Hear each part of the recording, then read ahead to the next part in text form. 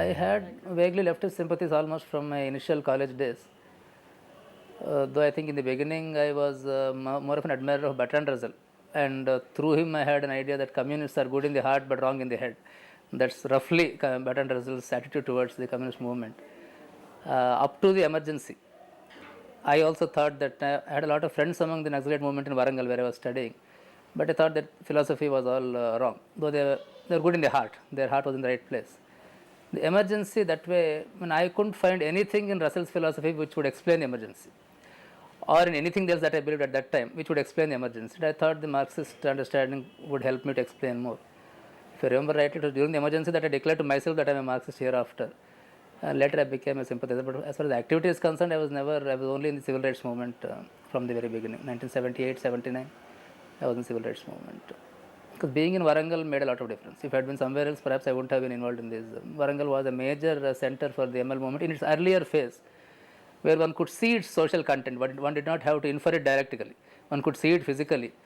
That they were there among the poorest sections of the people, and for whom the law had done nothing for the last, by that time, 30 years. Today it is 50 years. That one could see.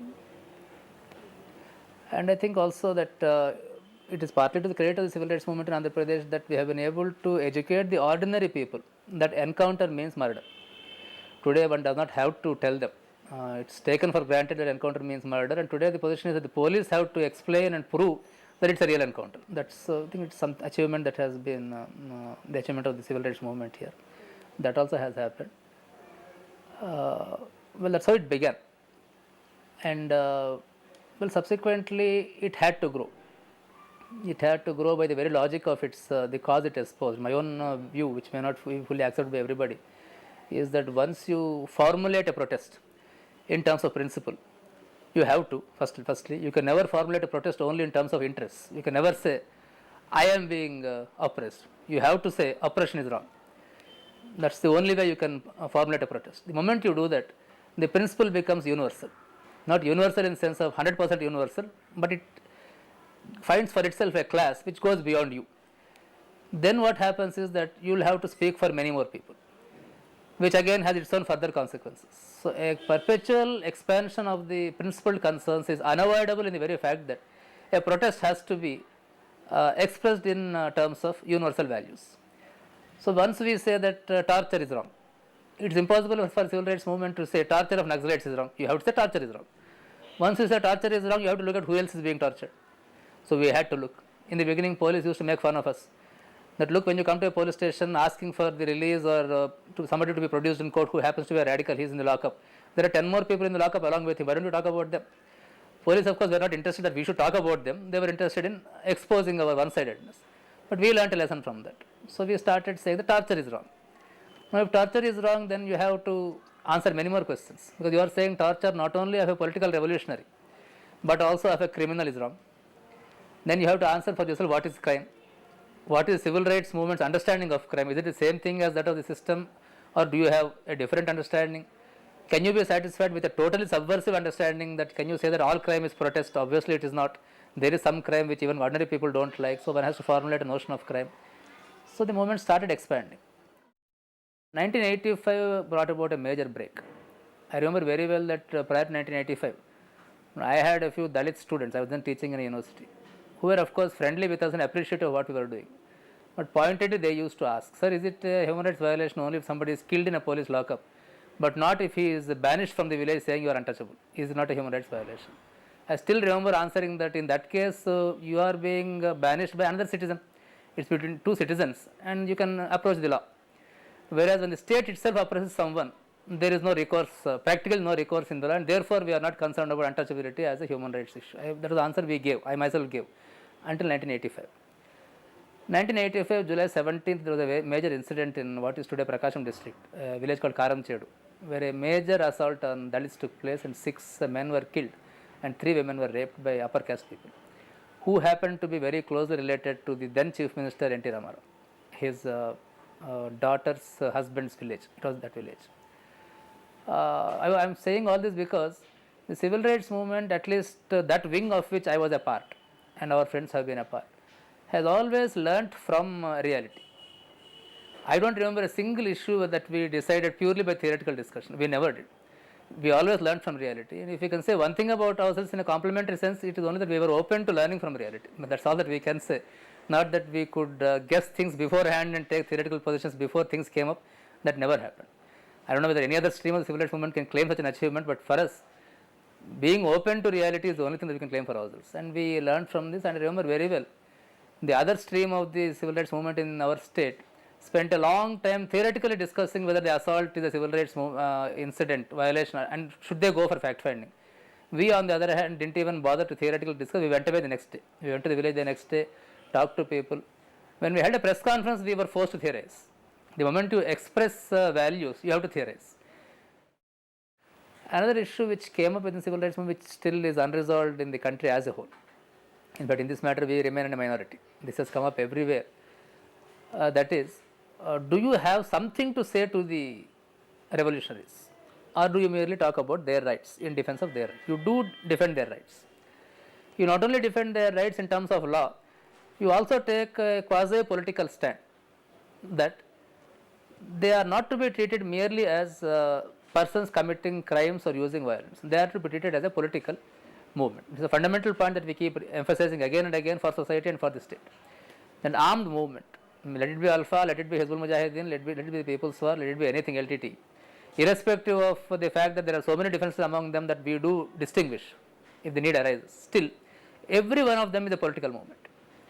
And the response of society and state has to be principally, primarily political, which is not to say that they are not committing offences, which is not to say that the law shall not take note of their offences and take legal action. It shall happen. So this is a point on which, of course, our friends have differed. They have said that we should never say that the law should take action against revolutionaries because a crime committed by them is an act of revolution. We said it's impossible for a human rights group to say that. It's a crime, it's an offence. What we do say is that look at the political aspect as the fundamental aspect and the aspect of crime as something which is attached to it, which is a consequence of the political nature of the act. Deal with the crime in terms of law, but let the law be something which respects rights. Let it not be any law. Let it not be an arbitrary law like the Disturbed Areas Act or the Armed Forces Special Powers Act, which gives the power to kill without kill on suspicion. It has to be a law which is democratic, which is respectful of rights. But law, handling them through the law should be only a minor aspect of it. Handling them politically shall be the major aspect of it. This, I think, is a complex of understanding that we have, and we want to communicate constantly to society and to the state. I was a teacher. I was a lecturer from 1981 to 85. A situation was created where my job was in Warangal, in the University at Warangal. To live and work at Warangal, I had to give up my civil rights work because the police were openly saying they would kill me. To do civil rights work, I had to leave Warangal and leave my job. I chose the latter. For about 13 years, I was a full-time activist. Then when I have a growing up son, and I also have to earn something. I can't put all the burden on my wife. So one reason why I chose to, and I thought of all possible professions. As a lawyer, I can continue my human rights activity both outside and inside the court, to some extent at least. I mean, one had very few, what one may call illusions about the court. Not that one had no belief in the court, but illusions, additionally, illusions can be there. I did not have any illusions because, though I was not a lawyer, I was a petitioner in many cases. I know the courts. But I chose this profession because it is closest to the human rights activity of all the possible professions. That's why I became a lawyer. After a while, we find that they may not say so, but it appears that we are the only persons whom they at least respect, in the sense that they feel they should at least explain themselves to us. I don't think they explain themselves even to their home minister or chief minister. So that also gives you a feeling that in the long run, my own understanding of the human rights movement is that it is essentially a moral concern. This is where many of my friends disagree. They believe it's a political concern. It all depends on how you define politics. But my only point is that essentially it's a question of you are establishing, asserting certain values other than the values of domination, power and oppression. And I do believe that here perhaps there is an element of truth in what Gandhi said, that ultimately the real victory is when you make the other person feel that what he or she has been doing is morally wrong, not when you behead that person and remove that person physically. So I think we have been able to communicate a strong message to the establishment, at least the police, that their exercise, their taking advantage of their power to behave in a lawless manner is wrong, morally wrong. We may not have stopped them physically from doing those things, but this is a message I think we have sufficiently been able to communicate. That's why they probably respect us more than they respect anybody else within the system. And we also find that a lot of people who are whom we constantly criticize, constantly expose, have recognized the legitimacy of our critique, to the extent that sometimes at least we are able to have some influence upon them, if not always, if not in a systematic manner. Whatever concern that people used to feel for poor people or oppressed people, it has been delegitimized totally. So people feel something. Feelings don't come only from your heart. What is socially legitimate is also an important input for one's responses and feelings. The delegitimation of welfare, concern, sympathy, that I think is the strongest negative factor with globalization. Other things are a question of policy. Policy wise, one can very easily see how policies are withdrawing from welfare and increasing the poverty, alienation, and so on. But my own view is that so long as we have a strong outlook in society, which believes in sympathy, in cooperation, in helping people, these things won't really work much evil, but that has been destroyed. And that delegitimation, globalization itself has taken advantage of the demise of the socialist experiment, the failure of the socialist experiment, which in turn has contributed to delegitimizing the socialist concerns. It ought not to have, because one way of trying to build socialism has been proved to be false. It doesn't mean socialism has been proved to be false, but that's how the message is taken by society. That is very bad. So today, for instance, we find it very difficult to get more activists, much more difficult than in the past. Wherever you have structured inequality, you have problems of rights. Wherever inequality is not merely accidental, but structured. It could be economic, it could be social, it could be cultural, it could be 100 things.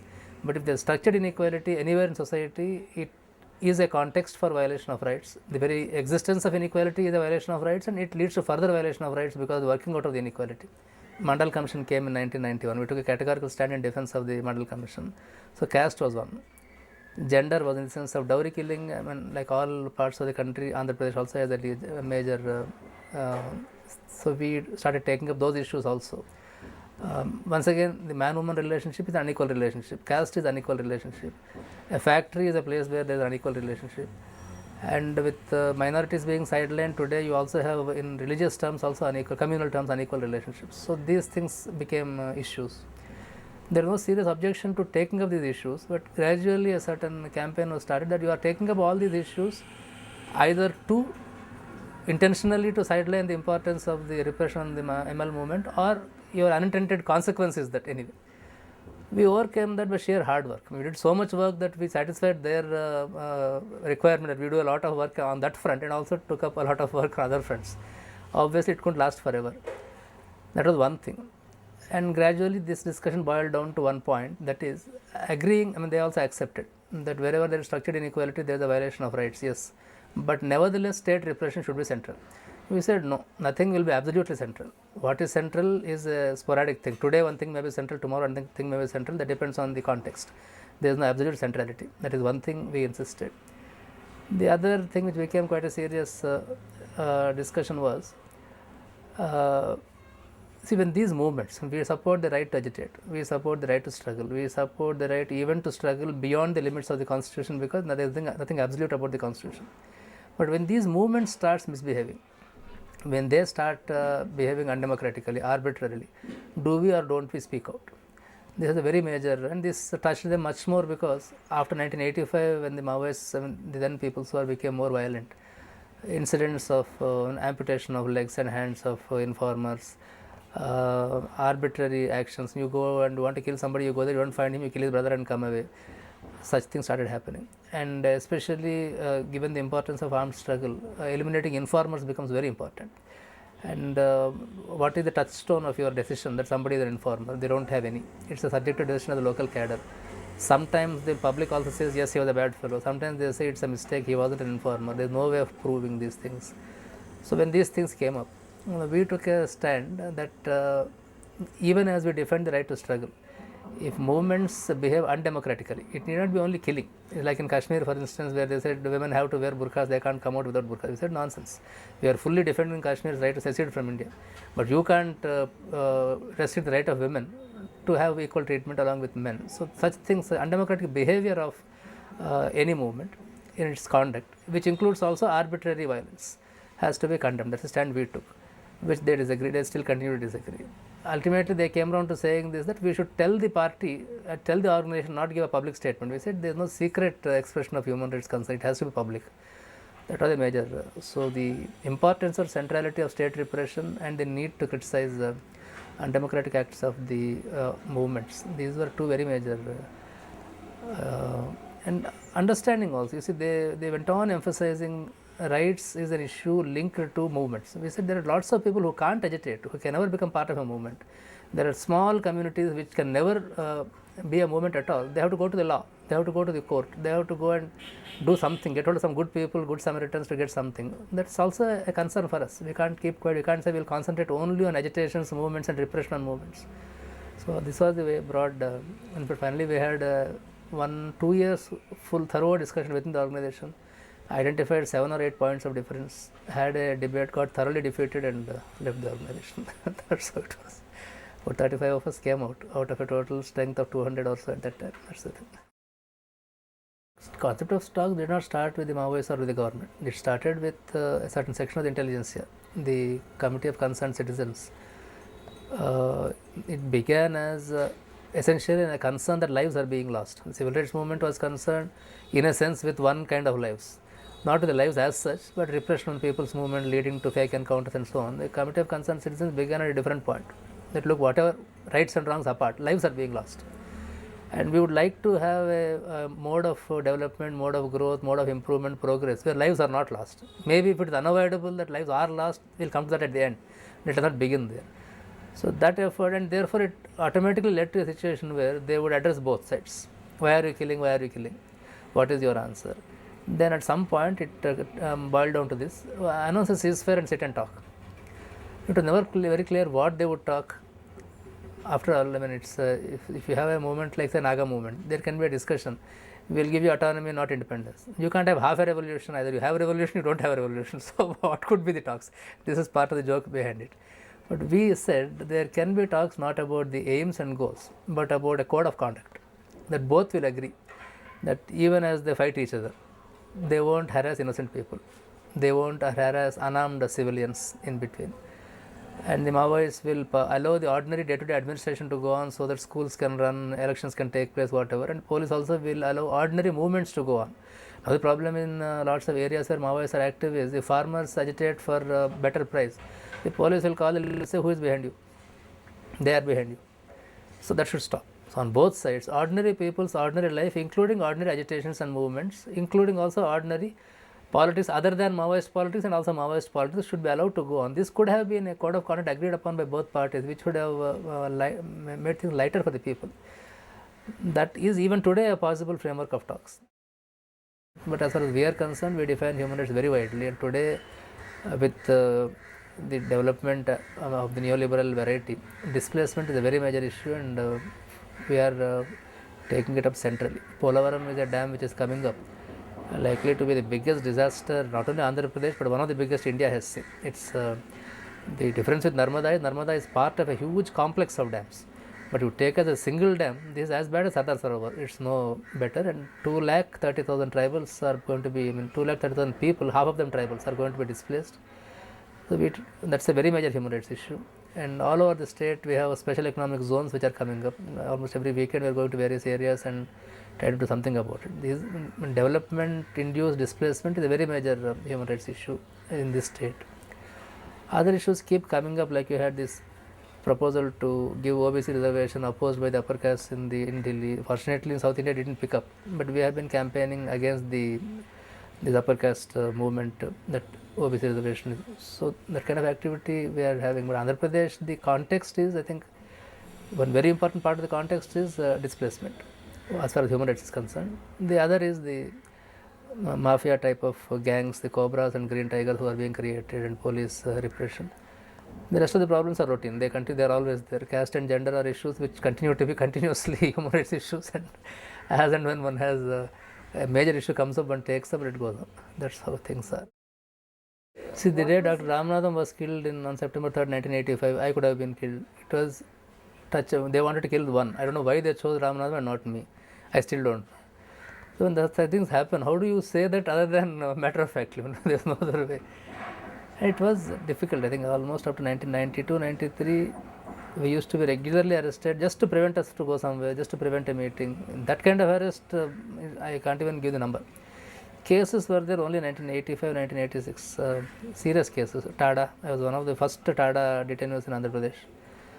At a time when death penalty was the only penalty, was not even life imprisonment. Then kidnapping. Once they engaged a gunda to beat me up all over the face. So things have happened to all people who work for human rights. Only the last, one of the things we achieved is to achieve a stature for ourselves, where they don't like us any more than they did in the past, but they don't do anything to us. So that, that much of a difference is still there. So we are able to go around more freely now than in the past. Hardly 10 years, 15 years ago, it would be, if one goes out, when one will come back or in what shape was, it's no longer so now. We are able to move on. So you are saying the same things, doing the same things. But over a period, they also get accustomed to you. So that's what happens. Accustomed? What do you mean? They get accustomed to your existence. These fellows are there, they will say these things, they will talk, we can't stop them. So any new person who feels threatened by police, the only advice we give is persevere. After a while, they'll think there's no point in harassing this fellow, they'll give. That's what happened to us. You also achieve that status. There's no other way one can help. That is the only advice we can give. And it works. One can say it is commitment, this, that. It is never so. Ultimately, it's part of, when your responses are not part of your mind, they're part of your personality. Somebody could, in terms of ordinary kind of analysis, say, I can give up this and be an ordinary lawyer. I can't. Because if I don't have this, I don't live in this world, I won't have any sense of reality at all. I'll lose all my touch with the reality. That's my personal explanation. I can rationalize and say that I have a deep sense of commitment. At a certain level, I do have, or I don't have. But nobody does anything only because he or she has abstract commitment. I'm not saying there's no such thing as a commitment. Commitment is there. But there are usually factors linked to the personality rather than merely intellectual convictions. And that includes pride. It includes also various dimensions which taken separately may not be very complementary aspects of your personality. But they are there. Some are extremely, what do we say when somebody is unflinching? It's not necessarily a good quality, but it's one of the qualities which helps you to continue in the movement. Some are stubborn. Stubbornness again is not a great quality. Otherwise, it can be a quality which will. And the more you are pushed to the wall, the more you feel you must not give up, because you lose your identity if you give up, and that's where stubbornness comes in. So most of the people who have continued and not given up have all these qualities which taken separately are not very admirable qualities, but they have, but taken with a certain commitment to positive values in life, commitment to human values, it has been useful for them to continue.